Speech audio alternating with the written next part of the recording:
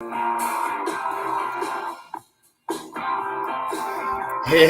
good evening, everyone, and happy Sunday night here at Unlock the Middle, a place where we celebrate everything that's great about education and beyond, from the classroom to the leadership role to everything that we do. My name is Dean Packard. I'm the principal of Charlton Middle School in Charlton, Massachusetts, and I have my good friends Josh Tovar, Chris Starcheski with me tonight. And before we begin, just make it very clear that we're also streaming live on YouTube, Facebook, Twitter. We want to know who you are, where you're from, and when we engage with our guests tonight, we would love for you to pop a couple questions right down there for him to answer. So super excited. Sunday nights mean one thing: getting better together. Chris Starcheski, Josh, go to Chris first. How are you guys?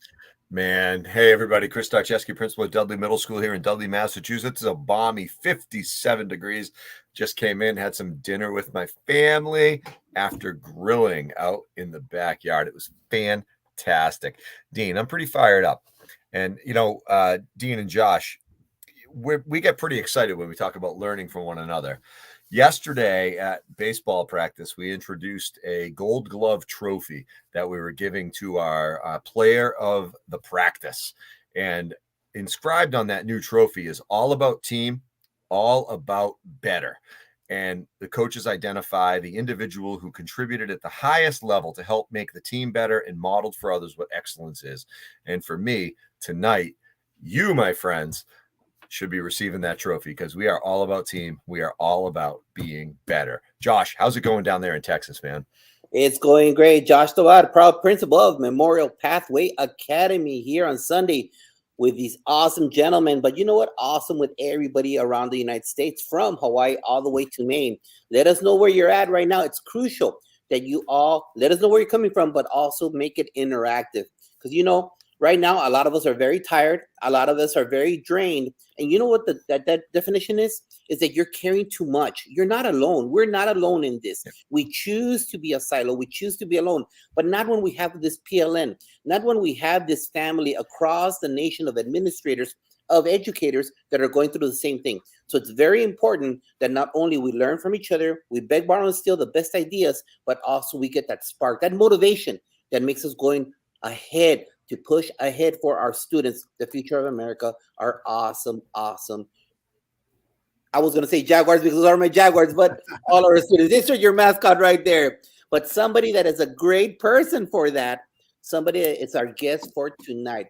He is a speaker. He came to my former campus and motivated our students because you know what? He has a connection.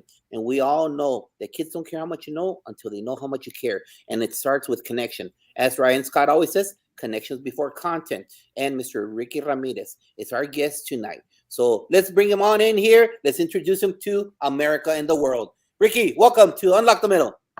Hey, what's going on, everybody? I'm honored to be on the show, coming to you live from West Texas, El Paso, formerly where Principal Tovar was from as well.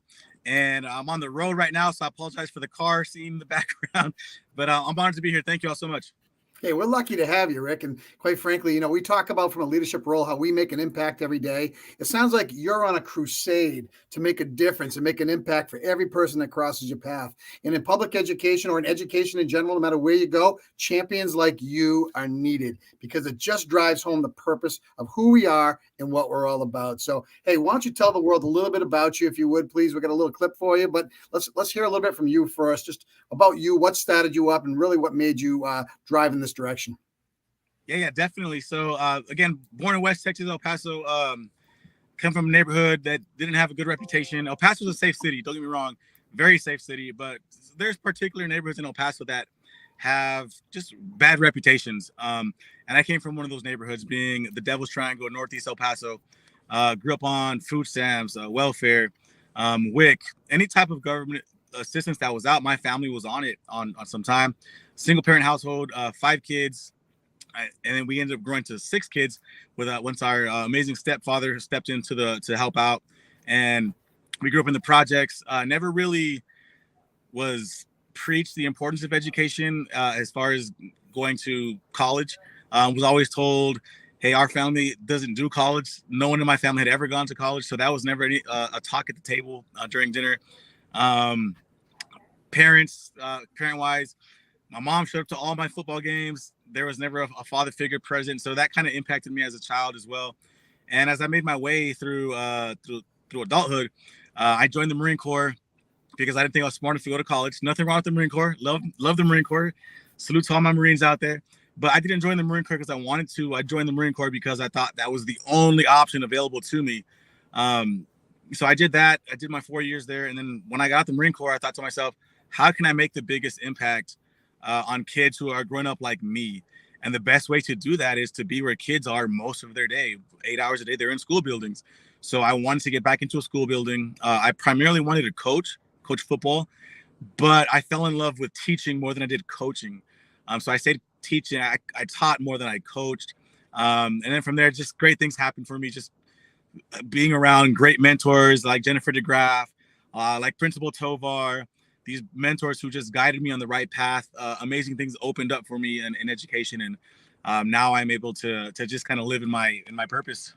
Let's talk about mentors for 1 second before we show you a short clip. Let's talk about Ellen DeGeneres and the opportunity for you to be on her show and what that meant to you and what that did for you in your career.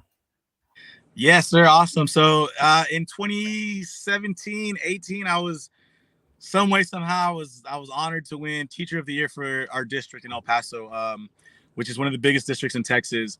And after that, I was asked to give a speech that was designed to motivate teachers to reconnect with their why, to reconnect with why they got into education, to prevent teacher burnout. And this was before the pandemic. So I can imagine how it is now, right? But I gave that speech. The speech is called Why I Teach. You can find it on YouTube. Rick Ramirez, Why I Teach. The video went viral. The next thing you know, Team Ellen is writing to me on Facebook. And I thought it was a joke, but lo and behold, it was Team Ellen. They said, hey, we love what you're doing. We love how passionate you are as an educator, and we need more of this in education. Would you love to come to our show to be an audience member? And I had no idea they're going to surprise me the way they did. Next thing you know, I'm flown out to Los Angeles. Ellen was amazing. Everything about Ellen, that she is the way she is on TV, that's the way she is as a person. Her team was phenomenal. They treated me like a superstar. They gave me a grand prize. And after I was on the Ellen show, the school started calling. And I said, hey, come share your message with our school. Come share your message with our teachers or our students. I speak to both teachers and students. And it just opened up so many more doors for me that I decided, to say, hey, God, if this is what you want me to do, I'll do it. Just give me the signs. And the signs were phone calls and emails and schools saying, hey, come speak to us. And that's where I am now, where I'm just able to share my message with schools, either staff or students.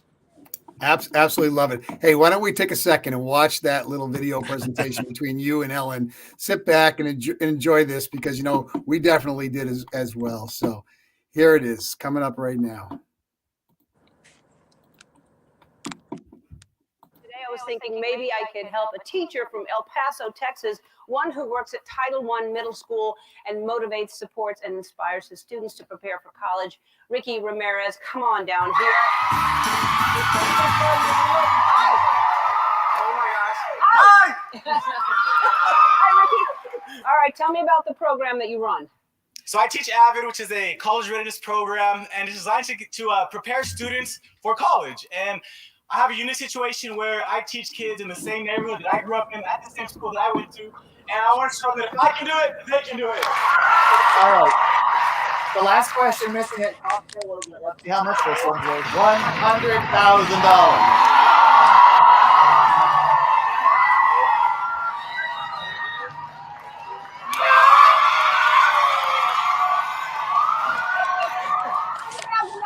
Oh my gosh, I love you so much. Thank you so much. Well, there you have it right there. I'll tell you what, there must have been some real excitement. There's no doubt about it. And how cool is that, to be able to get seed money, to be able to take off and do the things you need to do and make that difference. So congratulations. Really, really, really nice. Hey, Ricky, take this up a notch for me, will you? And just talk about your gentlemen. I lost volume. Sorry, I lost audio. Ricky's going to be right back. He'll come right back in. I don't know why. I think he'll be right back. We tried this in the pregame a little bit too. So we know how quickly he'll be right back with us. What's super exciting about that? Did you see the excitement in his eyes and the energy that he brought as he was talking? Back in the day when I was teaching at Burncoat Middle School, Dean and Josh, we had an AVID program, and it's still going strong in the city of Worcester Public Schools. And it was all about being able to offer students opportunities to understand that they can access higher levels of learning beyond high school, beyond middle school, and understand that with certain skills development, they would have access beyond anything that they thought was possible. So I was really excited to hear Ricky mention the idea of AVID when he was talking, with Ellen. Hey, Ricky, you're back, man. You're back, man. And I'm going to go back and say what I said. How cool is it to get a little seed money to do what you love the most and to make that difference? So, you know what? That's absolutely fantastic. What I want you to do is kick this up a notch right now and talk a little bit about the mentor people in your life, those mentor teachers that helped you open doors, not only for yourself, but for this journey that you've taken part in.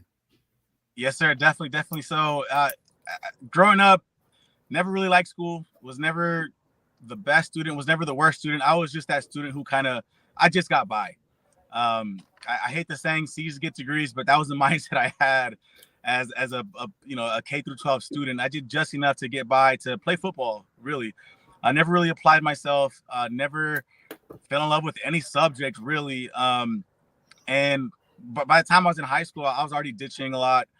Once football season was over, I kind of packed it in and I did just enough to, like I said, enough to get by. But when I think back and reflect, I think about, okay, who are those few key educators, those champion teachers that really made an impact on me? Who are those teachers who made me want to be in their classroom? And I think back to teachers like Mr. O'Malley, my 8th grade math teacher, who made math fun. And for a kid like me, I never got an A in math. I never enjoyed going to math class. I ditched math a lot of times, but Mr. O'Malley made math fun. So what did Mr. O'Malley do to make math fun? Number one, he understood that the neighborhood I came from, he understood that we liked hip hop music. So something as simple as playing hip hop music as we walked by his classroom was enough to get me to say, you know what, I'll go to math today. And then more than that, the way he treated us. He was that teacher that if you made a mistake in his class, he wouldn't belittle you. He wouldn't disrespect you. He would correct you with dignity, right? And it was never about, oh, no, that's wrong. It was always about not yet. So that was one teacher. Mr. O'Malley made me love math for the first time ever in 8th grade. The only time I ever got an A in math was because of what Mr. O'Malley taught. And what he taught me before I knew to become a teacher is that what you teach is important, but how you teach and how you reach kids is just as important, if not more important.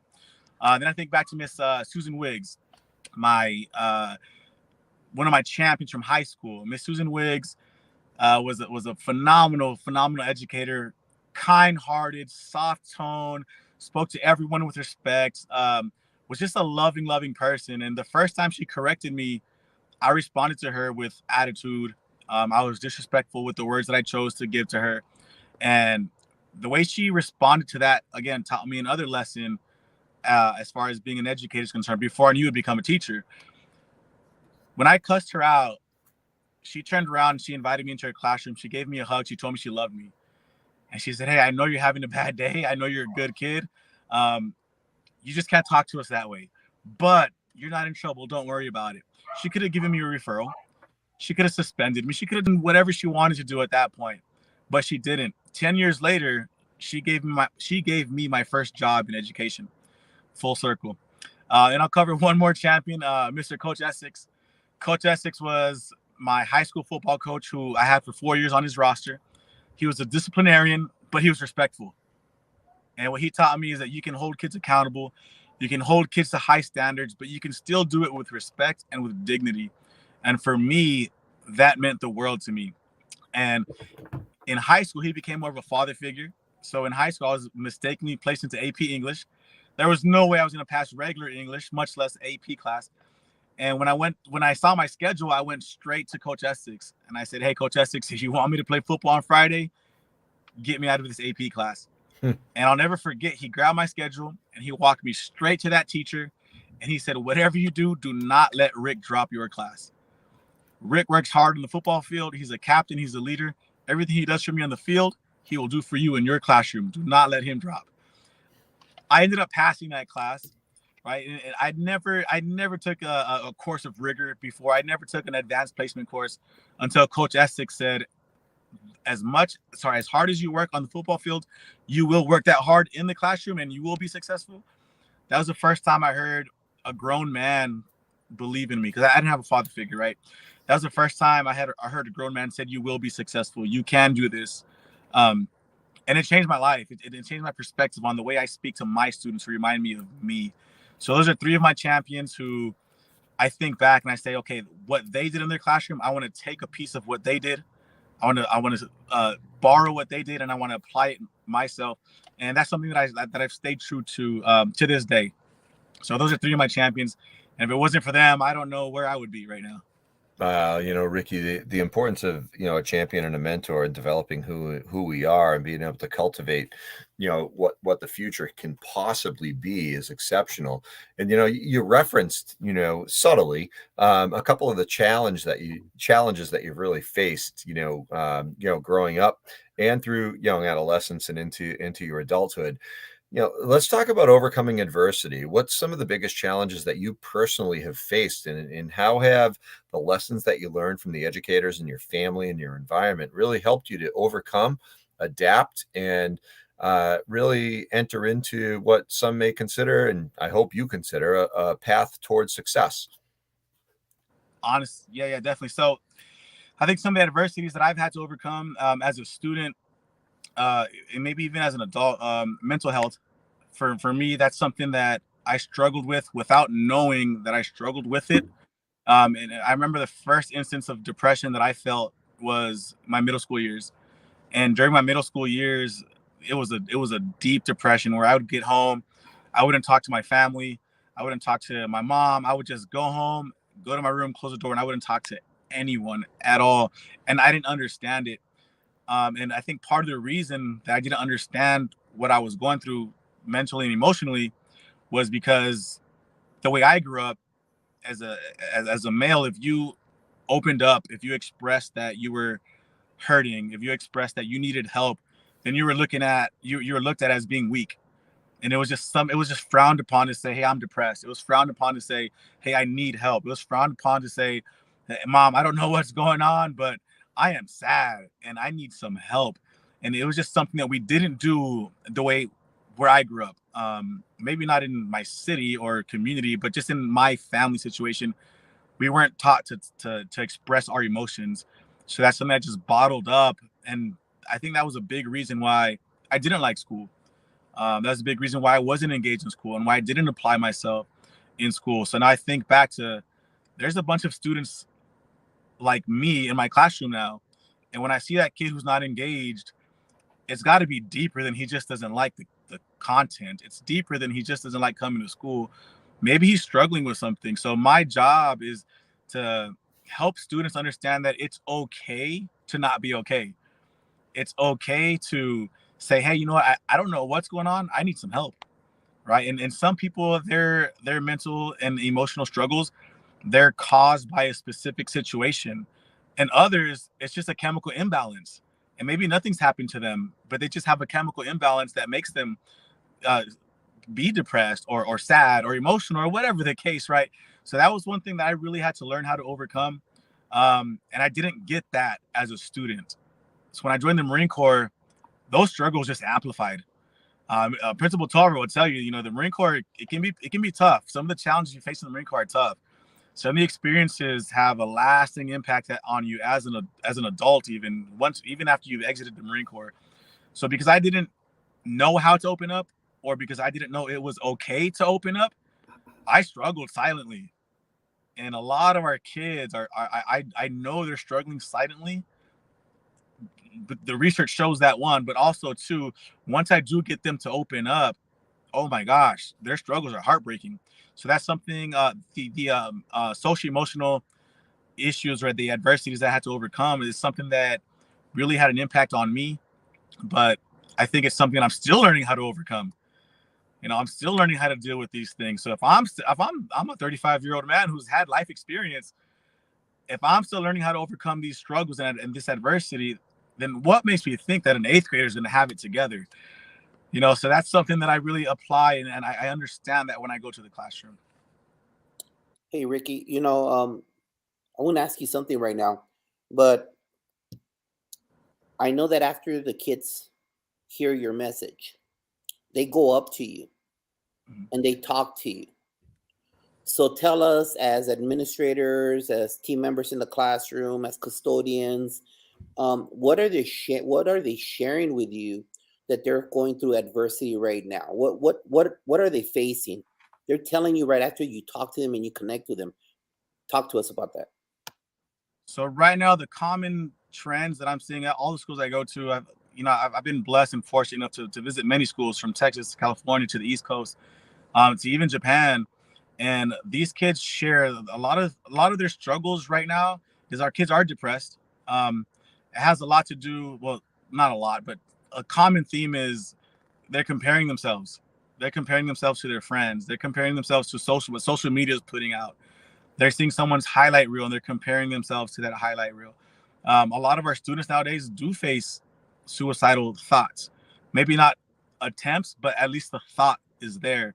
And that's a very dangerous place to be when you don't feel safe to open up to people. A lot of our students, I'm team teacher 100%, but a lot of our students feel like their teachers don't like them. In several cases, and there's several cases where kids feel that their teachers do like them, right? It works both ways. But the kids who come to me, they can relate to me and how I felt, because I was belittled by some of my teachers, and I share that. And I was disrespected by some of my teachers, and I share that. As much as I share the good, I also want to share the bad. We have to keep it real.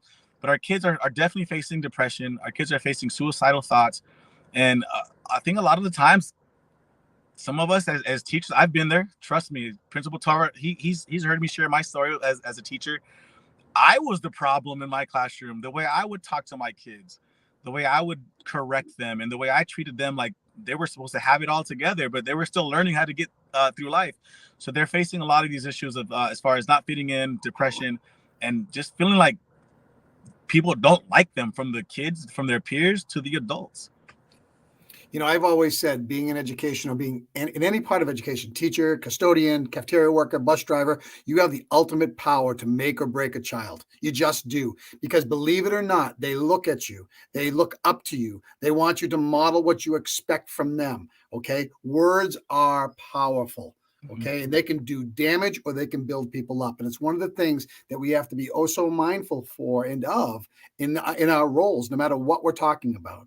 Okay. Ricky, talk to me about coming from the bottom of the ladder, from where you were, to really getting where you are right now and to where you're going. Okay. You've jump-started your career. You've now taken on a whole nother aspect. What does that look like in 3 years from now or 5 years from now? What is your goal? What do you want to be doing? How are you going to make that impact continue on? What does it look like? Definitely. Right now, I think one of my biggest goals is, one, to relate to kids and relate to their struggles. And we might not be able to relate to each other exactly, but there's a certain place somewhere, somehow, that we can relate. And once I can relate to those kids, once I reach them, then I can teach them. And that's my big saying with teachers: reach them before you teach them. So my big goal right now is to get kids to understand that what they're feeling, whether it's social emotional, whether it's a dislike for a class, whether it's I just don't like school, period. My goal is to relate to them, but then also to get them to realize, just because you don't like school doesn't mean you can't do good in school. Just because you don't like math class doesn't mean you can't do good in math. And it's never about the content. It's more about, who are you becoming as a young person? Who are you becoming as an adult? And once I get them to realize that they're not alone in the way they're feeling, then they can say, okay, well, if you've been through that, how did you get over it? And how can I apply that as a student right now, or as a teacher? However, I go both, I fit both paths right there. So my goal is to get kids to understand that they're not alone. My goal is to get kids to understand that it doesn't matter where you come from. Your zip code will not determine your future. What determines your future is how hard you're willing to work and how much do you want to get out of the struggle. And some kids come from affluent neighborhoods, and they're more fortunate than others, but they still struggle, right? They still struggle. And just because you were born in a more affluent neighborhood doesn't mean you're automatically going to be a success. That doesn't mean your parents' success is going to carry over to you. What matters is how hard do you want it for yourself.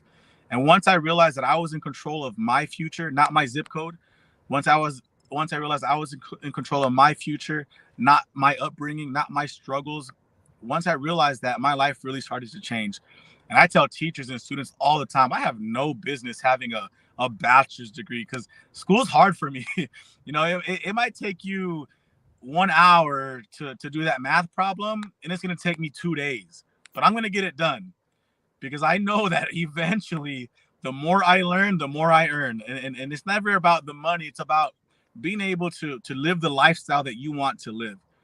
Right. And that's what I tell kids all the time is if you see yourself as being a doctor, but you don't think you're smart enough to do that, I promise you are. I promise you it has nothing to do with your intelligence. It has more to do with your work ethic, your grit, your willpower. Right. And I tell kids, like I said, I have no problem having a bachelor's degree. I got it. I don't know how. A lot of Red Bull, a lot of coffee made it happen. Went on to get a master's degree. Don't know how I did that. It was an accelerated program, which means it took 1 year for everyone else. It took me 2 years, but I did it, right? And then I went on to say, you know what? If I could do this, it's not really for me. It's to show kids that it's possible. What would happen if I go and get a doctorate degree? So I'm 2 years into a doctor's program with a 3.9, and I'm a struggling student. I'm a struggling student, but I know that if a kid looks at me and says, you know what? I relate to that guy. The way he dresses, the way he talks, his struggles. If I can relate to him in any single way possible, if he's doing that, maybe I can do it too.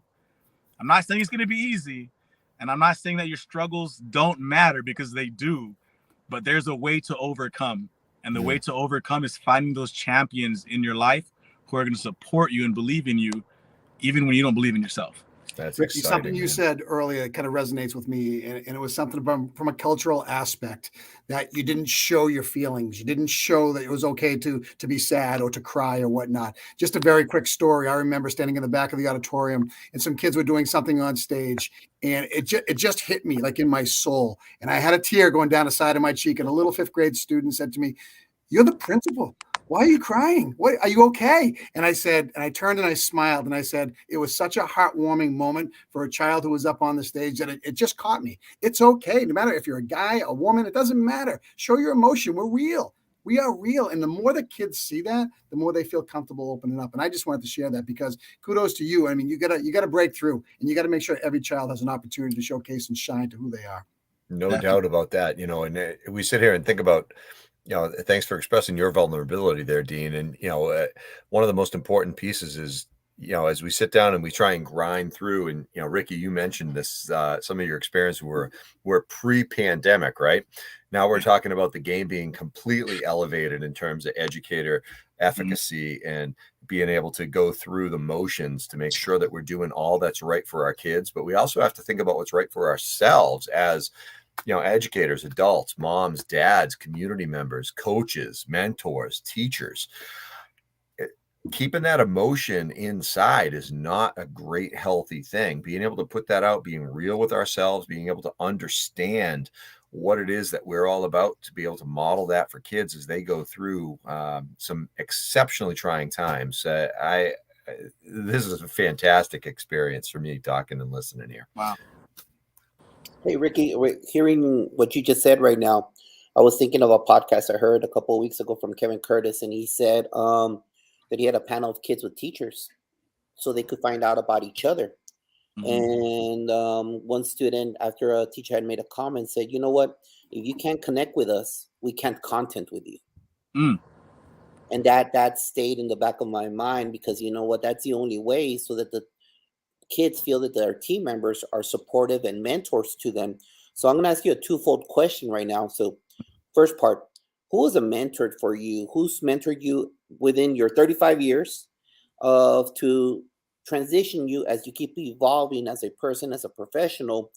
And also, who have you seen are great mentors or examples of great mentors for our current students that are going through this last 2 years of anarchy. So who helped you and who do you see helps kids?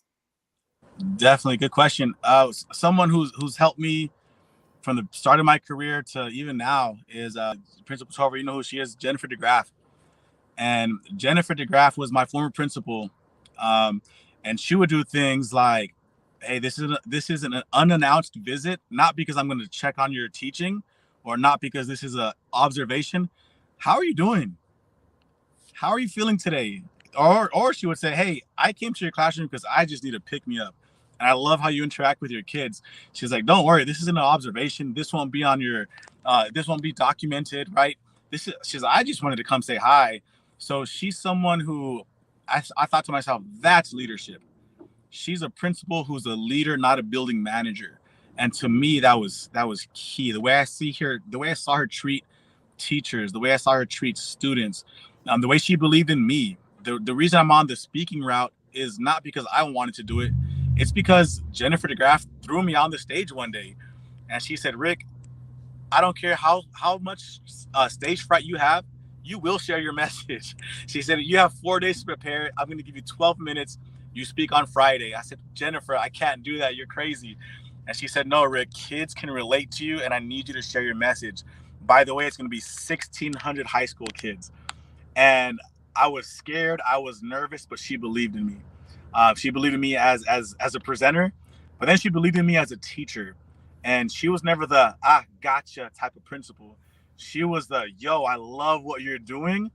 I think if you added this, it would really help get to the next level. Or she would say, "Rick, how do you think I'm doing as a leader? What can I do better as a principal?" And to me, that's huge. Here you are being the principal, yet you're asking me to give you feedback on your job. So I want to follow her leadership example. But most importantly, if it wasn't for Jennifer, I would have never become a teacher of the year. I would have never gone to the Ellen show, and I wouldn't be doing what I'm doing now. So she's definitely someone who's mentored me and championed me along the way. As far as mentors right now for kids to look up to, I'm sure you guys have heard of the great motivational speaker, Dr. Eric Thomas. If you haven't heard Dr. Eric Thomas, please look him up. He's got a really cool voice, so he sounds really awesome when he talks. But Dr. Eric Thomas is also someone that I've met him at a conference, but never really had a conversation with him. But he's someone that has impacted my life, and he's someone that struggled like I did. He was homeless. He was a GED student, dropped out, got his GED, and now he's Dr. Eric Thomas. And he's someone that said, his famous quote is, "When you want to be successful as bad as you want to breathe, then you'll be successful." And I show my students his videos every year, and the kids are just hooked. And the next thing you know, the kids are bringing me more quotes from Dr. Eric Thomas, and they're just bragging on him more. And they're saying, "Wow, this guy really motivates me, and he pumps me up every single day to want to do good." And that's what Dr. Eric Thomas preaches: is it's about how hard you're willing to work more than your natural intelligence. He says his other famous quote is, he says that he has average skill, but he has phenomenal will. Can you imagine if our kids had phenomenal will, what they can accomplish, right? All the research on grit and perseverance, I love that. But I think more important than all of that, Dr. Eric Thomas also talks about the importance of healing first. You have to heal before you can have grit. But once you heal, then you can apply the grit. Then you can apply the work ethic. Then you can have average skill and a phenomenal will. So Jennifer Degraff impacted me, and the one person that I would recommend to students and teachers is Dr. Eric Thomas. I love it. Here's something I just want to throw out there as well. You know what? First of all, your steps and your trajectory to leadership is spot on. Everything you're talking about, it's a servant leader at the core. It's not about you. It's about who you're going to impact around you and the ripple that you're going to create. Speaking of ripples, if you could have 1,000 brand new teachers lined up in front of you, okay, what would you say, Ricky? What advice would you give to them to be that champion? What does it look like? What would that opening message be? And how do you think that would lead them to where they need to go? Excuse me, I'm sorry. You're talking about teachers, correct? I'm talking teachers, yes. Brand new to the field, ready to go. What would you say, teacher of the year? What would you tell them? I would tell them that more than anything, more than how many degrees you have, more than what your content area is, more than anything, the way you treat kids and the way you make them feel will have a lasting impact on the work they produce for you in your class. And at first, kids, if we build a strong relationship with kids and we show them we care for them as humans, not as students, but as humans, then they're going to work for us, right? But if we do things right, eventually they will stop working for us and they will start to work for themselves. Mm-hmm. But it all starts with how you treat them and how you make them feel. Man, my cheeks are hurting from smiling so much from your words, Ricky. Man, Yeah, awesome. As I sit here and listen, one thing Josh has been saying for years, for months with us, but about a year and a half now, kids don't care how much you know until they know how much you care. And, you summarized that exceptionally well. I am absolutely tickled to have been listening to you this evening. So, on behalf of Dean and Josh, thank you so much. We've got some tidbits here to share with some aspiring educators and current educators that can really help take their games to the next level. And when we talk to our at-risk students, those kiddos who are termed at risk, we've got a real significant opportunity to hook them up with an amazing mentor in you, Ricky. Thank you so much for what you do for our kids and for our profession. Josh, I'm going to kick it down to you. You're going to close us out as well here. As we said before, iron sharpens iron, and I think that you brought it today with your words, your experiences, and most importantly, your experiences traveling to different states, because that's crucial that you see the eyes of our kids, the eyes of our team members, and see what they're going through, and you bring that light.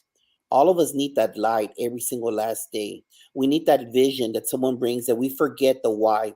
And we hear that so much today on podcasts and literature about remember what your why is. And when you're there, you're that little voice, you're that light that people need. And so keep on doing what you're doing, keep bringing the spirit and the las ganas and the energy to ensure that that kid that might need it that one day, or that team member that questions if they're not going to return next year, that you remind them of the why. You're there because you know what, you're a product of negativity, but you overcame that and now you're promoting positivity, and it could be done by anybody as long as we keep on remembering the purpose, our purposeful mission of success for our students, which are the future of America. And so I thank you very much for being here and Unlock the Middle on Sunday. I appreciate you taking time and pulling over, going to Hatch, New Mexico, and talking to those kids over there. They're going to be excited to hear your voice and seeing that big belt. Did you bring the belt? You got a belt? You got a belt you can hold up? I bring the championship belt everywhere I go. Can we see show them the belt? I have the belt in the trunk. You're en fuego, amigo. Just leave it at that, okay? You're on fire. Don't stop. Let that flame just lead the way for you. And, take on as many as you can along the journey. Bring them up and just set them free once they get there. That's what it's all about. Hey, Thursday night, guys, we're talking with we have a good show coming from the Red Zone. Yep, you're absolutely correct. We're going to have on 3 bus drivers. Now, I'm looking forward to that because you want to talk about the real connection that starts the day and ends the day for kids. It's the bus driver. I can't wait to see what that's going to be all about. Good times. Well, hey, everybody out there. On behalf of Unlock the Middle, Dean and Josh, Chris Darcheski here, principal at Dudley Middle School. Thank you, Ricky Ramirez, for sharing your talents, your experiences, and your future aspirations with us. Really, you're looking to change the world, and it is absolutely unequivocally perfect about how you're planning on doing it. Share your experience with the kids, educators, let them know what they can possibly become. And I want to just thank you all for the work you do as principals, because no one knows what you all experience unless they've lived your shoes. So for you all to be there and to be the passionate educators that you are and still doing extra stuff like this podcast, my hat's off to you, gentlemen. I thank you for the work you do, and may you all be blessed on your journey. Thank you all. Appreciate it. Hey. Be well. Josh, Dean, Ricky, please stay on. We're about to get off the air. Let everybody get back to their Sunday nights and prep for Monday morning. Be well, everybody. Check us out on Unlock the Middle, and we hope to see you all soon. Keep on chugging.